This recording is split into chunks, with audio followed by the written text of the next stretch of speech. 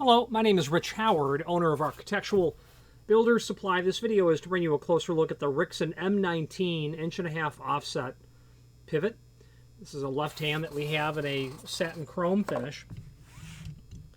Here it is. It's a bit of a unusual looking piece of hardware, but after you stare at it for a bit, it becomes pretty obvious how that's going to work, what that's going to be for. An intermediate pivot is always a handed piece of hardware. What we're seeing here is a left hand. You are, well, from your perspective, you would either be on the inside of the opening or you'd be on the exterior of a right-hand reverse door. The door sits in this area right here and swings out. This is the jamb portion. It has to be that way because of where the spindle is. That door has to sit on top of that, and these pieces are not the same. If it was a opposite hand, everything would be flipped over. But this couldn't operate as a right hand because, well, the door would fall right out of the opening, is why. So this is a left hand. Let's take some dimensional properties and we'll talk about why you're looking at it maybe and why you might need it.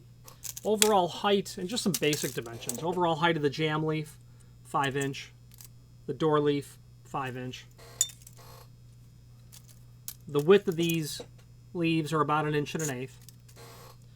This is what they call 1.5" offset. So from the face of the door to the center line of the pivot is 1.5". So if I put my tape measure on at 1.5" on the center line of the pivot, the end of my tape is where the door is going to start. It's the face of the door to the vertical axis of pivoting is what the offset is. There are two sizes. There's 3/4 and 1.5". And why would you want 1.5" when the standard is, it is indeed 3/4 inch. Why would you need 1.5"? Let's talk about that. If you are enjoying this video, please click thumbs up or like, and also please consider subscribing to our channel. Let's move on to the rest of the video. Now, why would you want an 1.5" offset? The standard, there are two pivot types. There's center hung, where the vertical axis of pivoting goes down through the center of the thickness of the door, concealed, mostly concealed. And then you have offset. And in the world of offset, there's either 3/4 or there's 1.5" offset. The standard 3/4 inch offset is, again, the face of the door to the vertical axis of pivoting is 3/4 inch. Why you might need to increase that? It's generally because you need the function of like a wide throw hinge, where you have a situation where when you go to open the door, you can get it to 90 degree, but in your instance, you need it to go out past 90 degree. And, well, using this hand, the door goes to 90 degree, but out over here, there's something that the door would hit.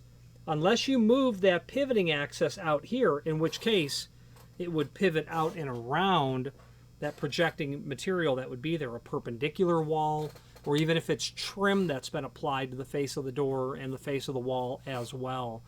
So it's really when you have a concept of needing a wide throw sort of situation, because you're clearly going past 90 degree and you need to get out and clear that. Whether it be the application I'm about to show you, why the client specified this. It could also be a situation where you have a pair of doors and they're hung in a frame and there is chair rail that's applied to the door, to the wall. And you want the doors to go past 90. You want them to open all the way 180 so you can get the doors open and out of the opening, not only of the door opening, but out of the hallway opening and back against the wall. Think of a dining room. I always think of the homes built in the Beverly neighborhood of Chicago. Extremely old homes, 19th century construction, massive rooms, massive ceiling heights, and they've got these beautiful 12-foot wide openings. Well, you know, people want to close those off, so a couple of 3-foot fixed panels, a couple of 3-foot doors, but they want them to open up and get all the way out. Or 2 3-foot outer panels, 2 3-foot inner panels, stack them to one side, stack them, and then take those outer panels and then fold them out again to get them out against the wall. And you have to play with the vertical axis of pivoting to make sure that all of that can stack up together. I was walking around Manhattan one time, and somewhere around 56th Street, there was a, and if you've been there, you know how compact everything is. You know, the square inch is a very endangered sort of piece of space. You know, there's not much room there. They had a driveway that they needed to secure off, and what they did was they took 4 2-foot panels, and they had increasingly wider throw hinges. The first panel folded to the outer panel, we'll call that the first panel, folded to parallel to the second panel, which folded parallel to the third panel, which folded parallel to the fourth panel, so they could stack these doors, get them out of the way. And they went from a very narrow hinge to a standard hinge to a wider hinge to a much wider hinge. The downside of that is that you've got 8 foot of door, and it was all hollow metal, 8 foot of door hanging on these hinges, and I could tell that they did 5 or 6 inch tall, 5 inch tall, possibly 6, maybe 8 inch wide, I forget. There were 5 of them. They were heavy duty. They were of course ball bearing, and it worked. And it was a really cool way to think of the concept of how you need to change that vertical axis of pivoting depending on what's getting in the way. And that's why you would go with 1.5 inches, because you've got some conflict in the door. You can get it to 90 degree, no problem. You want to swing it out. That's what the concept. The door resides in here. In your mind's eye, just imagine this area here. When I swing it out here, my door is here. This space in here is what the problem is. When I bring my door to 180 degrees and now it's out here, I've cleared whatever conflict is back here. That's exactly what they're for. I also used it recently on a situation where the client he was going to install it as a 3/4 inch offset, meaning the face of the door to the vertical axis of pivoting was 3/4, but I used 1.5 inches for the top and bottom pivots because the client had 1 3/4 doors, but then had 3/4 of MDF applied to the face of the door. I wanted to use the same dimension, vertical axis of pivoting to the face of the door, but move my screw holes in closer in to get them in safely into the space of the 1 3/4 thick door itself. I wanted to use that extra length, not to clear something, because there was no need to clear anything. It was just a flush wall, flush door, all but invisible, in fact. You wouldn't have seen it. But I wanted to be able to cheat the hardware in to get solid wood to attach to. So those are the ways in which it's used and how I've also used it, and it seems to work. So we've done a visual tour of the item. Let's finish the visual tour. The only thing that you're going to get, installation instructions and a template, which we're going to go over. You're going to get screws. You're going to get all machine screws and all wood screws. So whether you've got hollow metal door, hollow metal frame, a mixture of one of each, or if you have a wood door and a wood frame, you get all the fasteners necessary. Number 14 would be my guess. That's probably 1/4 inch on the wood screws. And I would say that these are also 1/4 inch on the machine screws. Okay, typical material.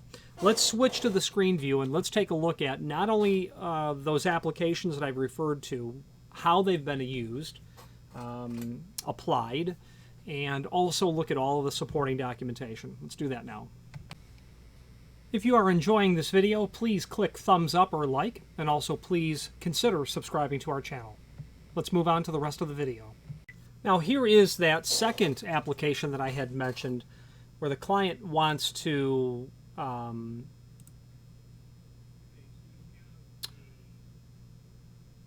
move the pivot around applied material. And the easiest way at times to help someone understand is to just populate it into AutoCAD. And you can see I've got my point of rotation. Well, it's not that X, by the way, but I have my point of rotation, which is right here, and I can use this to illustrate how that door is going to move out and around. And here's the client's application that they have here.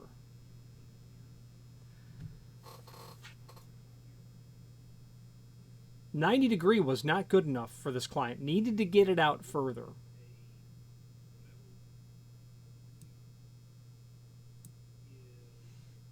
And the pivots, actually what they did was they used concealed hinges, and that would only get them to that 90 degree.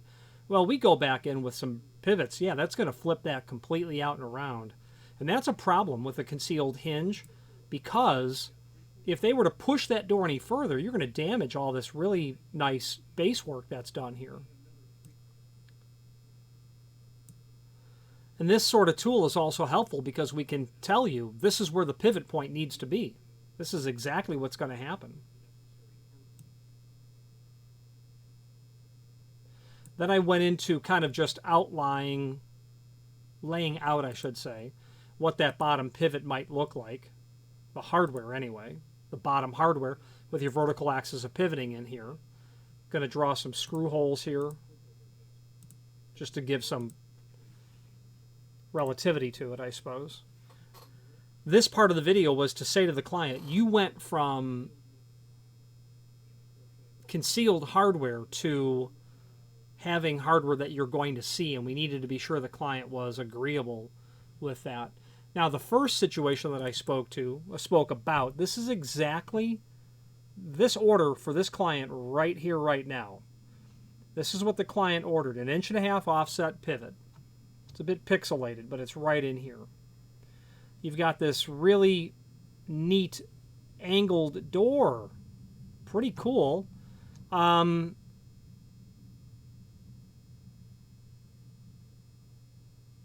Believe it or not, this is nothing super cool like hiding an outdoor cooktop.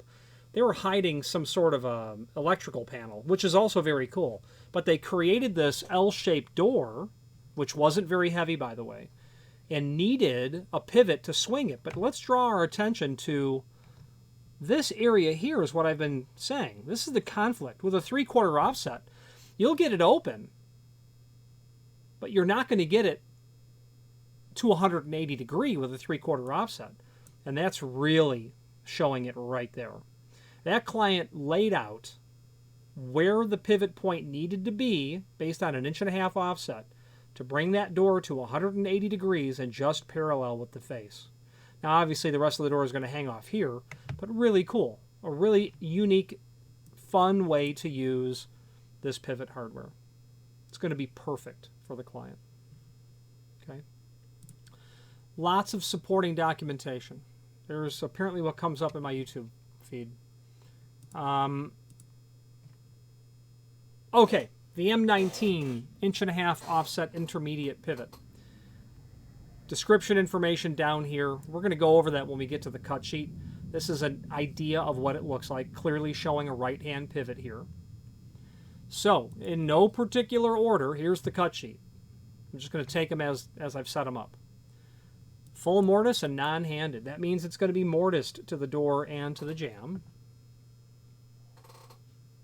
The M19 in an 1.5 inch is a non-load bearing pivot. It's not meant to carry weight. It's just meant to keep the door in position. The top and the bottom and top pivot, the bottom pivot in particular, is what's going to carry all the weight. Aids in installing floor closers and bottom pivots. Sure, you need the door to be behaving if you've got a floor closer trying to close the door. 3/4 inch offset, available in 1.5 inch offset. The door edges must be beveled 1/8 of an inch. The way that these plates are made, the way that they're swagged, so to speak, they are meant to be installed such that you have a bevel. Be mindful of that. If it's not beveled, if your door is not beveled, you're going to have hardware that won't sit flush, and you're going to really reduce that margin that's right in here when you don't have a beveled edge. Right in here. Non-ferrous base material. That's why we're calling this one 626. That means brass base material. 60 inch to 90 inch. Doors in height. Greater than 60 inch up to 90 inch need one additional intermediate pivot, or hinge for that matter. After you get past 90, and for every additional 30 inch, you add another hinge or intermediate pivot. Furnished with wood and machine screws, 1.5 inch offset. You can do this as a 20 minute. but you're not going to do it as a not as a 60 or 45 or 60 or 90 minute or 3 hour.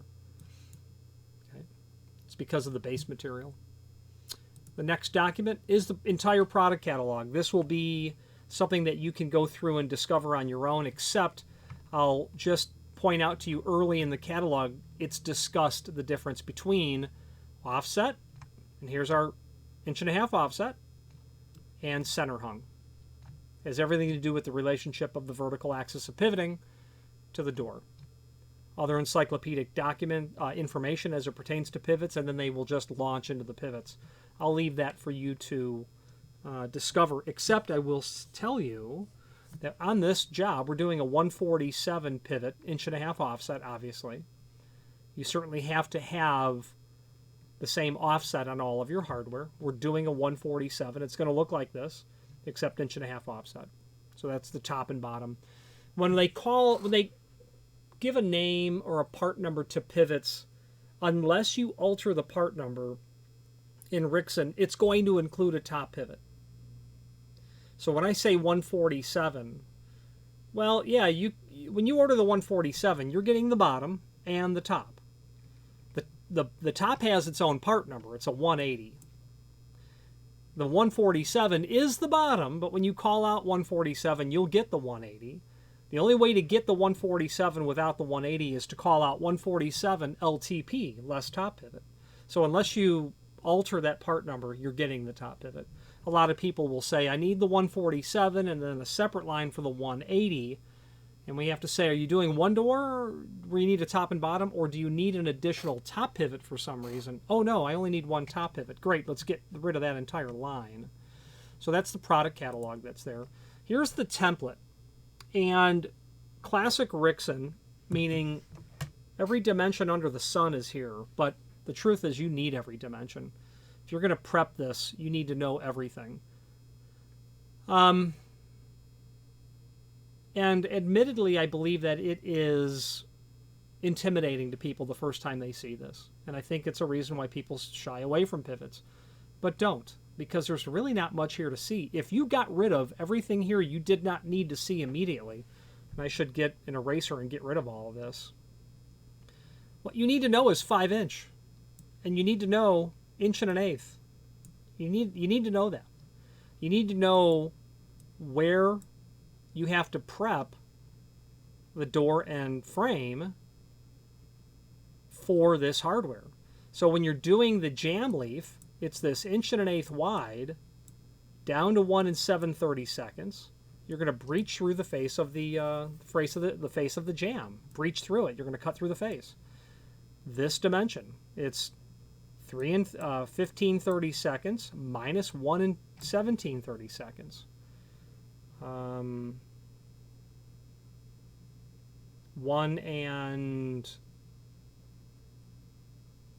15/16. I'm just doing math quickly in my head.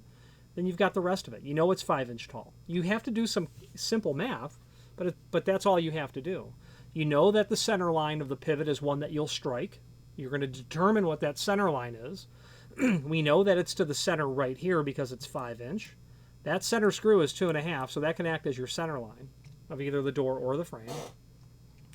Same on the, this is the jam leaf. Same on the door leaf. You have to know how far up it goes.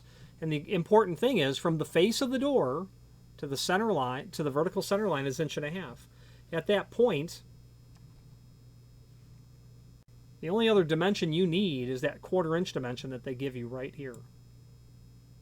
So you're going to start on the door leaf, this prep 1/4" back from the face of the door. It's just that simple. It's a router. It's a couple of different setups with a router. You're going to have to cut through the face of the door for this area, face of the frame for this area. Measure twice, cut once. If you have any questions, ask. Then we have the installation instructions. Rixson has, in the last few years, added these installation instructions. Once upon a time, it was only the template. That's all you got. That's how you install it. Any notes that are here, any notes that are important will be referenced. And in fact, I don't think you need anything else. But other manufacturers include documentation like this, so therefore Rixson does now as well. you know, the most important thing is that you're striking a plumb line here. That vertical axis of pivoting, that imaginary line, has to be completely true, plumb, level, and square. It has to be plumb to allow the door to hang true, plumb, level, and square.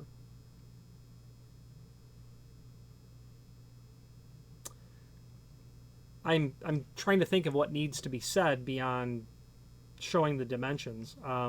You can remove the spindle that's in there should you need to. The bottom cap comes off. You know, if you're gonna, when you hang the door, you're gonna when you hang the door, you're gonna remove that cap. You're gonna pull the spindle out so that you can get the unit set on the bottom pivot, tipped into place, the spindle brought into the top pivot and secured, and then you do the same with your intermediate pivots. So you do separate that hardware out so that you can draw that pin down. Also known as just removing it.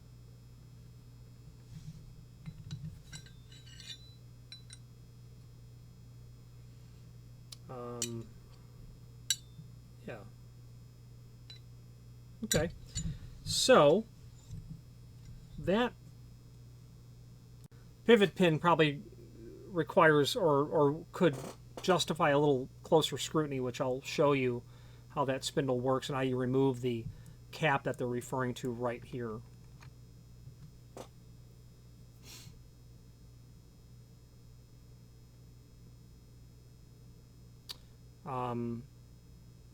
Yeah, we're going to take a look at that. Now, there is a link below this video, as seen here, to the manufacturer's page, where you can pull up not only all of the Rixson products that we sell by means of this horizontal navigation as seen here, but also a link to the manufacturer's website, as well as a link to the full product catalog here. Speaking of full product catalogs, I have one here from 1920. If you want to see what Rixson was making in 1920, 100 years ago, there you go. They also had a 401 series electric deadbolt. That was an unusual deadbolt in the sense that it had a 9-inch by maybe 1.75 inch wide faceplate. We've been able to convert modern units to take that sort of faceplate. Discontinued, I understand, in about 1990. If you run across a Rixson 401, reach out to us. We can help you with that. Let's wrap up this video on camera.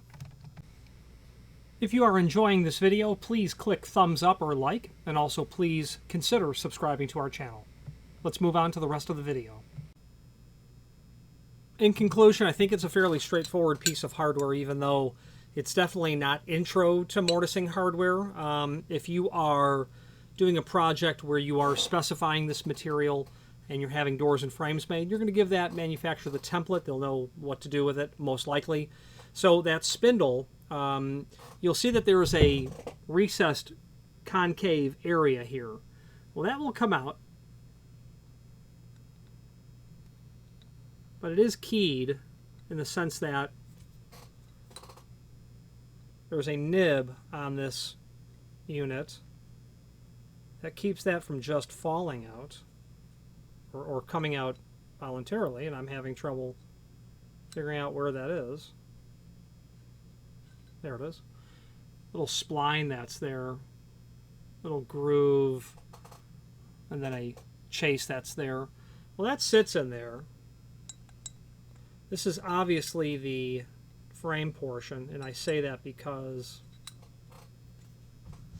there's a ball bearing down in there, and that's going to sit on top of that spindle. And while it's non-load bearing, that's how that's going to work. Okay. Removal of that hex cap is down here. So you'd pull that cap out. You ultimately can pull that spindle out. Get the door hung on the bottom pivot. So you have the top pivot, its cap removed, okay, its spindle removed. Door goes down on the bottom pivot. These leaves are attached. This cap and spindle is removed. It all gets tipped into place. So, you know, and then you're going to need to, when the door's closed, it's easier if it's closed, top pivot pin goes in, cap goes in, then you're secure, and you do your intermediate pivots, is how that would work. The name Rixson has been, as you saw just a moment ago with a 1920 catalog, been making hardware for a very long time. They go back well before 1920. I don't know when in the 19th century they got started. We also do repair work on Rixson, primarily floor closers, and our record is having repaired one from 1904 at a project, a bank building in New York. Any questions on the M19 1.5" offset? And of course it's available in all of the finishes that Rixson can do, or Asa Abloy can do. All of your architectural finishes, your brasses, your bronze, your chromes, satin, polished, oil rubbed. But the last few years, black has become very popular, which is powder coated, and now white. You can also order Asa properties in white. I just ordered some. I ordered a mortise lock for a project in Milwaukee, white suede powder coat from Yale, but it's an Asa Abloy property. Asa, sister company to Rixson. Any questions on this or any other Rixson product, please feel free to reach out to us. And thank you. Again, thank you for watching, and if you've enjoyed this video, please click thumbs up. Please subscribe and maybe even send the video to someone that you know. Thank you.